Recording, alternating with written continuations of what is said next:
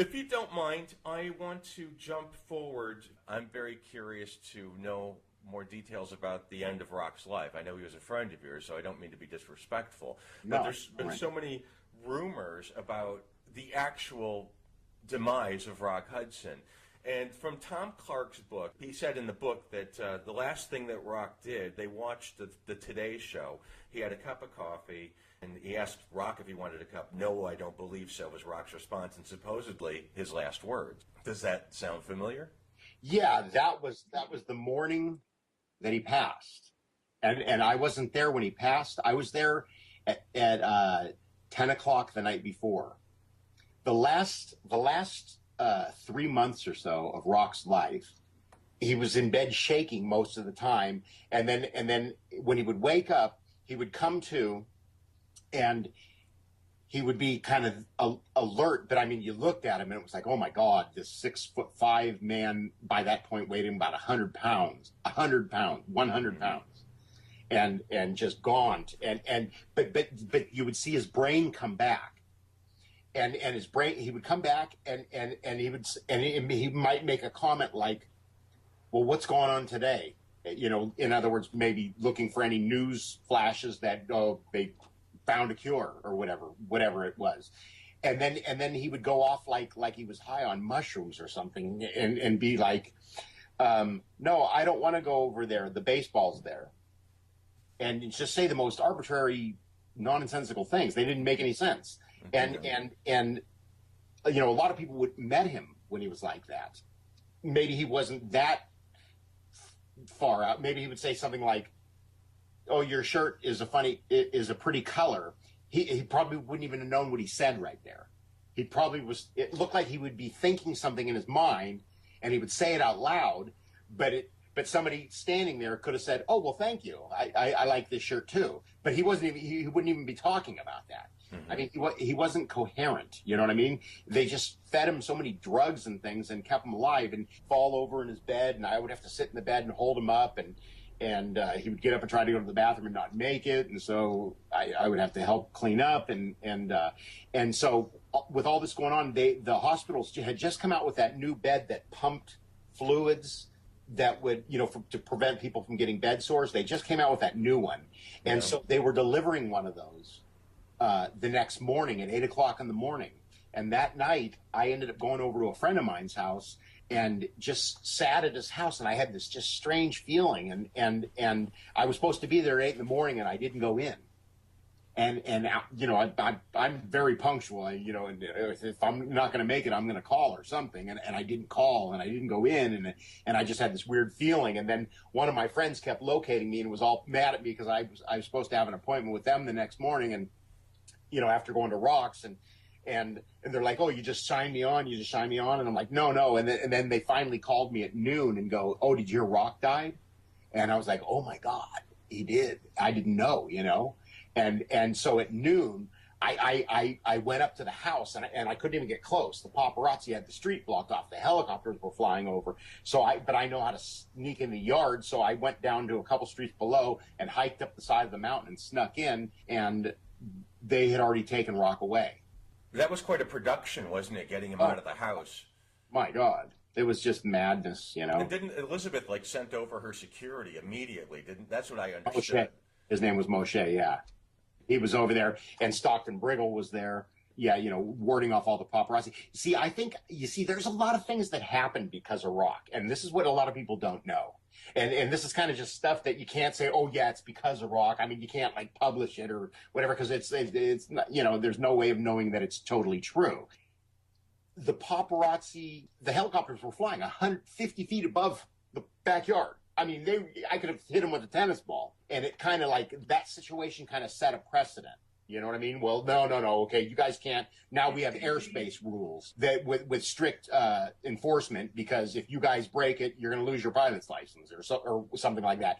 And another thing is that if you think about it, prior to Rock's coming out of the closet, as big as of an ordeal as that was, and getting sick with the sickness he had and so on, that was about the timeline where if you were outed prior to Rock, it would have ruined your career. Post Rock, it it now every actor in the world is naked online somewhere. You know what I mean? Yeah. And that's almost like the turning point. If you kind of go back and look at videos and so on, that's almost the turning point right there, where it's all of a sudden it's accepted. I mean, everyone's like, "Oh my God, if Rock Hudson was gay," people don't even believe it. Yeah. Remember, who were some of the first ones? I remember like Dick Sargent was one of them, and that was in the 80s. Oh, when did Ellen DeGeneres come out? That was 2000, about 2000, I think, or 19. Yeah. No, maybe earlier than that, actually. I can't think offhand, but there was somebody big and famous that came out right afterwards, and I can't think of who. Tab Hunter? Who? Tab Hunter? Well, no, Tab Hunter was outed a long time before that. I wanted to touch on something before Rock passed away. Were these rumors about Gavin MacLeod and Pat Boone and the laying on hands and the speaking in tongues and that whole bit? Did that really happen? Her screaming, "Get the disease out of the body," and with her Bible in her hand and stuff. Did that happen? Yeah, that did happen. Yeah, Pat Boone was one of the few that actually came up to Rock. I have to give that man credit. I would love to shake his hand if I saw him today, because of all the people when Rock was sick that came up to the house. They stood 40 feet in the entrance to Rock's bedroom. Rock had a huge bedroom. They stood at the entrance, wouldn't come any closer.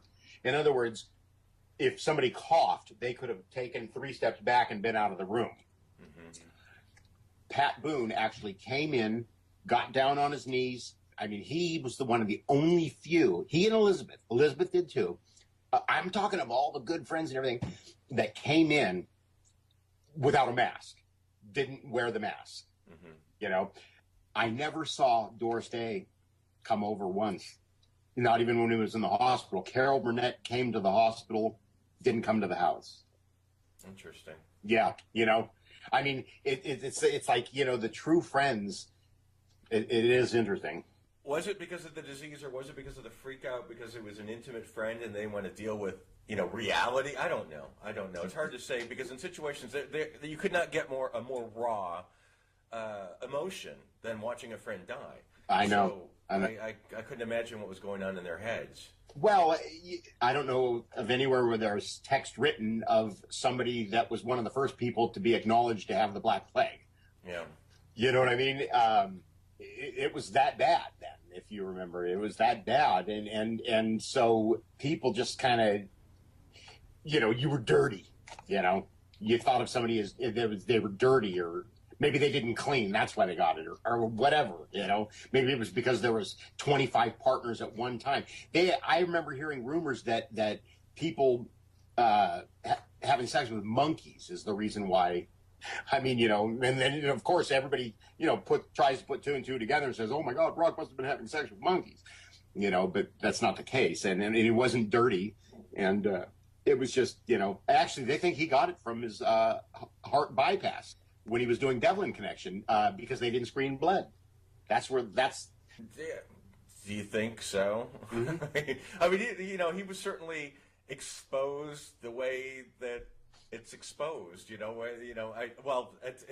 irrelevant. It is what it is now. He passed away from the disease. People first think of AIDS, they think it's unsafe sex, and it's quite likely he was exposed to it if he didn't get it that way. Yeah, nobody was practicing safe sex in those days. I mean, the gonorrhea and syphilis were kind of like faded. They had penicillin now, yeah. So it wasn't like 70 years prior, and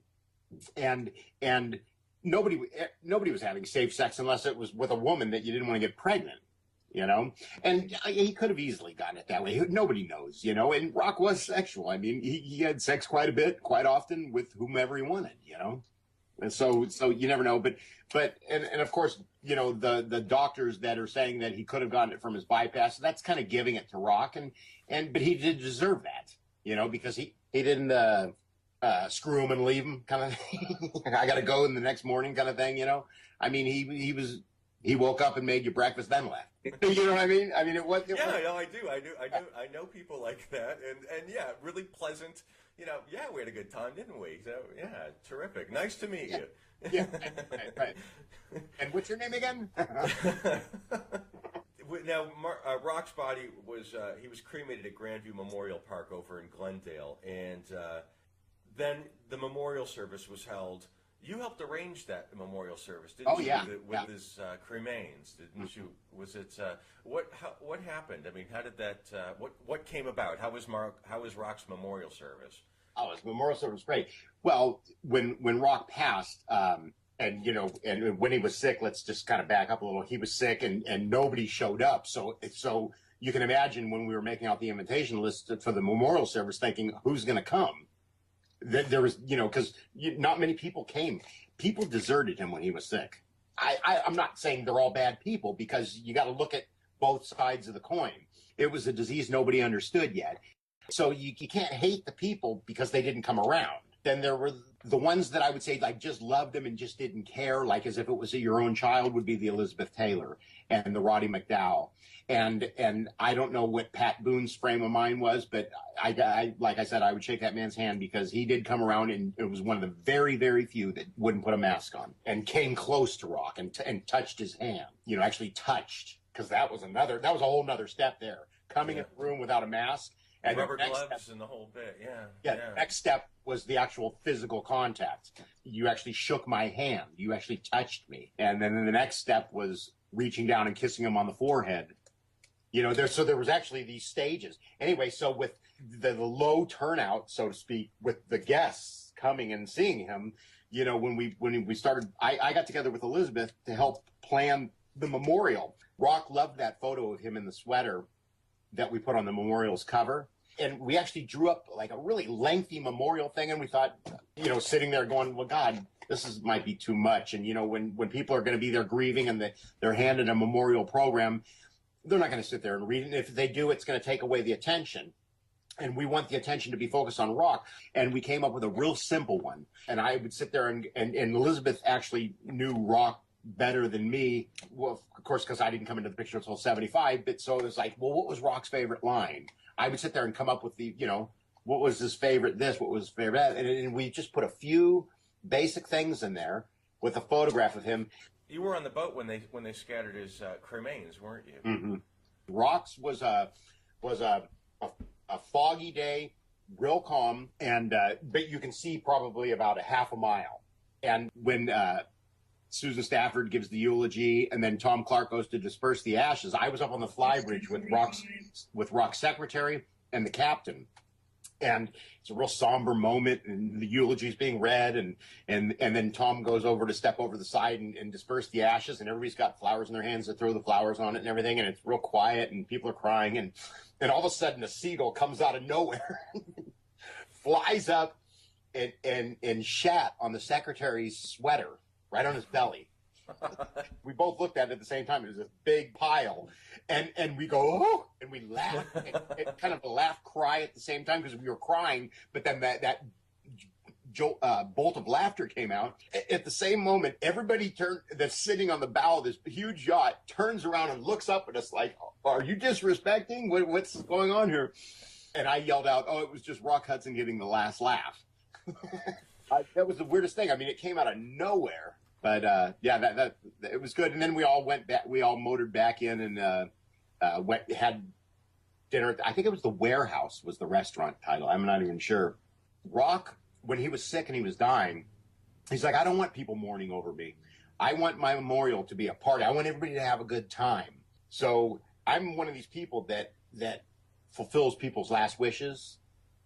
And it's amazing how many times I've seen it within my own family and my own life, that not being handled. It almost seems like that funerals are for the living spouse more so than the deceased.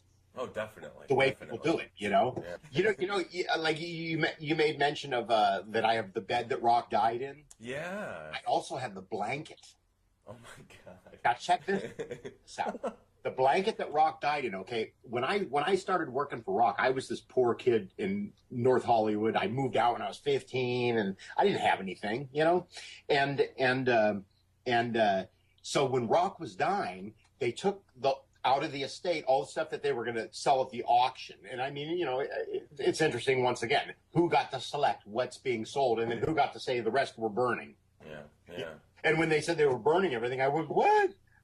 I'll take that. I'll take this. I'll take that. And that's how I acquired a lot of these things. I got a lot off Rock just from Rock. because Rock, constantly remodeling and redoing and stuff. And he'd come over to my house and he'd go, "Oh my God, that smoker's table would look so good in my hallway. Tell you what, I'll give you this for that," And then Rock was a gambler. He used to gamble on everything. He'd say, "Come on." He'd come up with a quarter, flipping a quarter, and he'd go 2 out of 3 for that telescope. And I won this great telescope, the telescope that's behind him when he was on the cover of GQ. I won that telescope in a 5 out of 7 coin toss. That's wow. 7.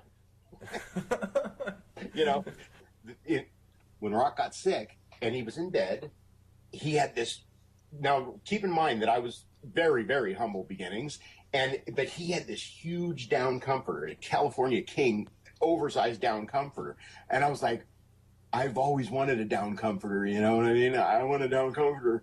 But wait a minute, he died with AIDS in that blanket. So I took it and I went and had it dry cleaned. So I used it for a year. I used it for 20 years, Isn't that weird? Yeah, it is. Well, it's odd. So Yeah, I used it for like 20 years, and then what happened was the seams, on down comforters, they've got this pocketed seams and stuff. They started unraveling, and I think I didn't want to. I still didn't want to throw it away. So I think I put it in a trash bag, all bunched up, and I think I still have it somewhere.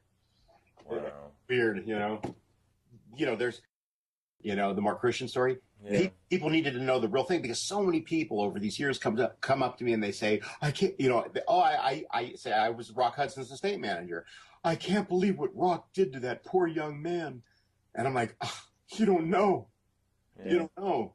That's not how it went, It's really funny. So that's why it's become a burden to me, Well, if you have your books, like this one, it's so filled with amazing, interesting little tidbits. Your stories are really good, but then these items that you're showing, these photographs, are just, to me, really, really amazing, because it shows a very human, Rock Hudson, not Rock Hudson, the mega movie star, but this is, Rock Hudson, who enjoyed collecting odd, pieces of iron and things that these are, it shows that he was a really nice, sort of humble, kind of no holds barred. Yeah, he was a big movie star that left his front gates open half the time. That's wild. And you would walk up and knock on the door and he would answer it. I mean, how many movie stars do that, of that caliber, Of course, it was probably much safer than it is today. But the public needs to know the human side of him. I mean, you got to realize, I had just gotten in a lot of troubles because I grew up in a neighborhood where there were a lot of gangs, and I was getting in all this trouble and stuff. But the cops knew that I was actually a good kid. They would actually say this to my mom, and then I was 15 and I said, something, this isn't the path in life I'm taking.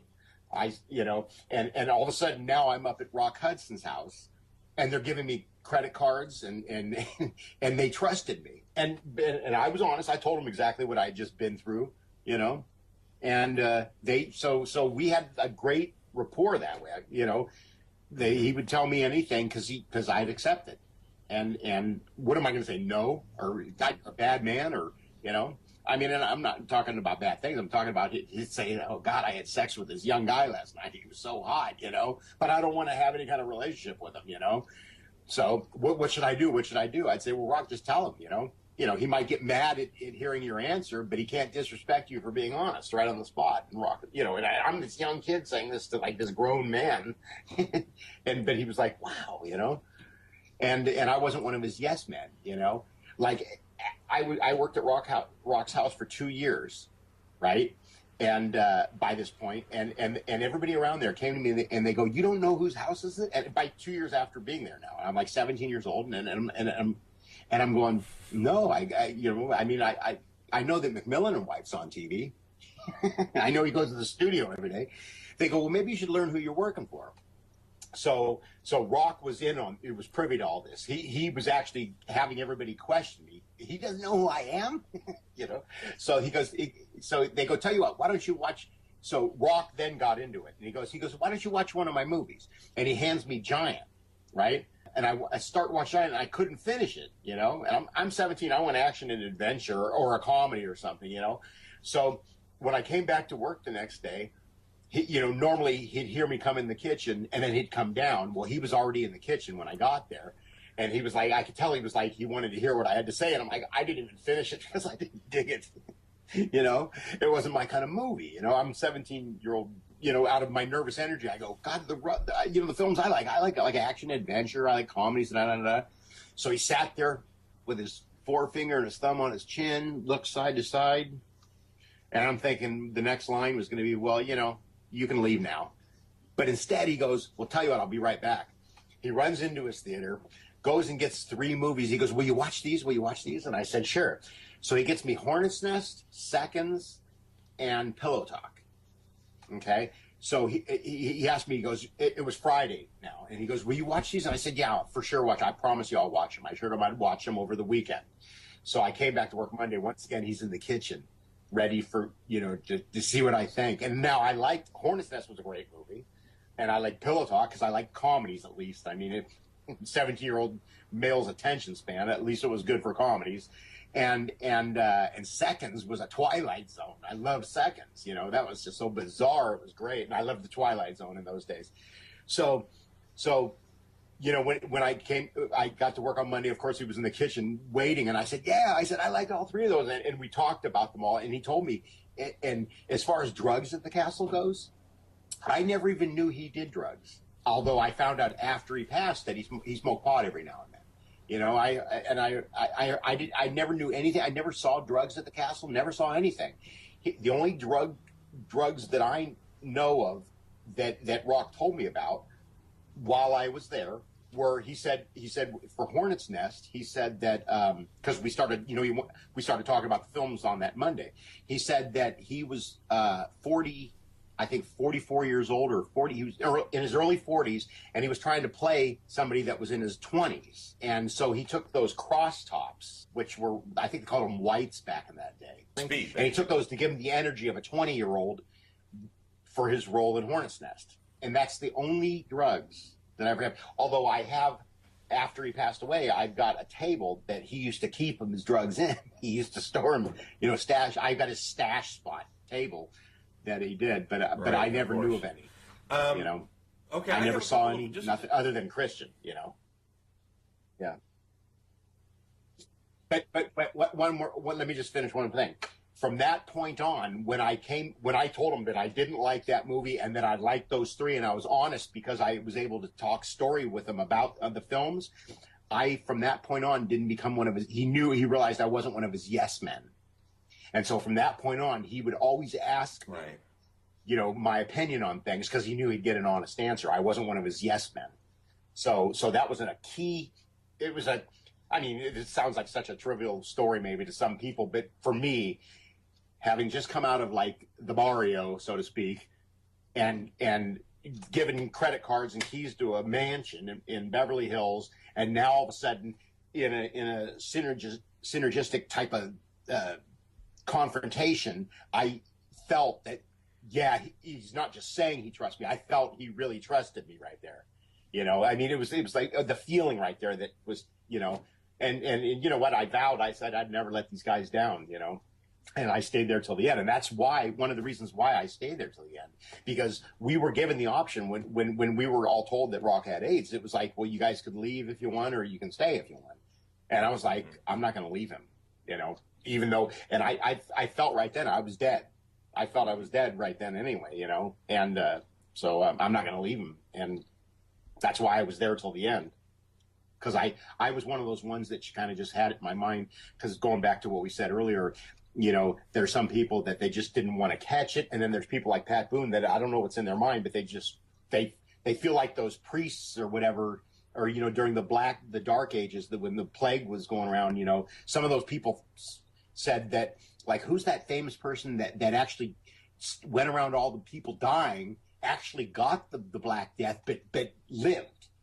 And then he authored a bunch of, it was somebody famous. I was somebody very famous, and I forget who it is offhand. I just thought, well, you know, I mean, maybe that was Pat Boone's frame of mind. God doesn't want me to die right now or whatever, you know, and as far as I was concerned, I just felt like I got it and I'm going to die. You know, so I'm going to stay with my friend till the end. And that's what I did. But then I didn't get it. It was really funny because I was being tested with the tests that weren't legal in this country yet.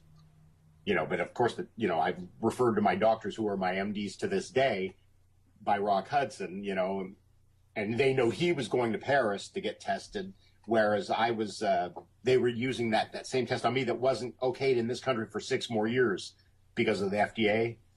I was getting tested on all that. I was getting tested every 2 weeks. It was a different time. I was around, the starting of the tests and having to wait weeks for the results, and now you can just buy a pee stick, I think, and figure, you know what I mean? It takes like a minute, the privacy of your own home. So it's a totally different time. And I still had a couple of more questions for you. Can I hit them really quick? Can I hit these questions? Sure. Now, the castle itself is gone, isn't it? The actual physical the building castle is gone. Also held the stigma of AIDS. And so when they put it up for sale, it sold for so cheap. John Landis bought it and then immediately tore it down, built almost an identically similar home there. And then he lived in it for a while, and then he sold it to a computer person, and I forget the guy's name to this day. And then he tore John Landis's house down and built his home there, which is really similar in the shape and everything. And that's the house that stands there to this day. So the house that's up there resembles the castle? No, not in the look and the appearance, but in the shape. I mean, it would be, it's the same type, but it's not, doesn't closely resemble it. It's the same type. I mean, it's not an English Tudor or contemporary. It's still the Mediterranean type, but Rock's was Mediterranean to the T. In your book, you mentioned, I know that he had statues around his pool, and this is a vague memory. When I first came to Hollywood around, mid to late 80s, we drove past a home, and outside on the street was a wall with hedges, and there was peeking through these hedges or over the fence were these 2 little naked boy butts. These little boys were hanging over the fence. These statues. It's on Sunset Boulevard. That was the rumor. Now, were those the actual statues on that house at Sunset Boulevard that were rock statues? No, those weren't. Okay. Those weren't rock statues. Those were made by the same artist of the ones that Rock had in his backyard. Victor Salomonis, S-A-L Salomonis, I think is his name. Elizabeth Taylor and Rock Hudson made him famous. Rock had art shows for this man at his home. Salomonis, I think. S-A-L-A-M-O-N-E-S. And so Rock and Elizabeth made him famous. And those statues that you see on Sunset Boulevard are made by him, as well as the ones that were in Rock's backyard. Rock had the ones where he had 2 young boys naked from behind, hanging like this over a wall. And then he had one of the kids airplaning. I guess they call that airplaning. You swing your foot. Oh, yeah. Over the pool. Yeah. And they were. So the ones on Sunset with the little boys peeking over the same. You're describing. They are the same artist, but not the same ones. No. That is, I think we've covered pretty much everything. I'm not going to get into the Mark Christian thing because that's been done and done again, and we know what kind of an individual he was, and there's loads of information about that elsewhere on the internet. And if anyone were to be interested in learning a bit more about him, I suppose that show that you're on, The Will, that is on the Discovery ID channel, is well worth watching because it gives a lot of detail into him and one of his boyfriends, because he's now dead, Mark Christian. One of his boyfriends is out, sort of speaking for him. So I found that a really fascinating episode of that show. It was really interesting. Yeah, getting my book will explain all the details. That's an outline story. My book fills in the holes. It gives all the details exactly. Moment by moment. It's awesome. Now, your book, At Home with Rock Hudson, Behind the Walls of His Life, is available at rockhudsonestatecollection.com, along with a lot of Rock's personal possessions. And I've got my eye on that Rolodex, Mark. Yeah, and it's on Amazon, and it's on CreateSpace, and it's on AbeBooks. It's on all kinds of sites, actually.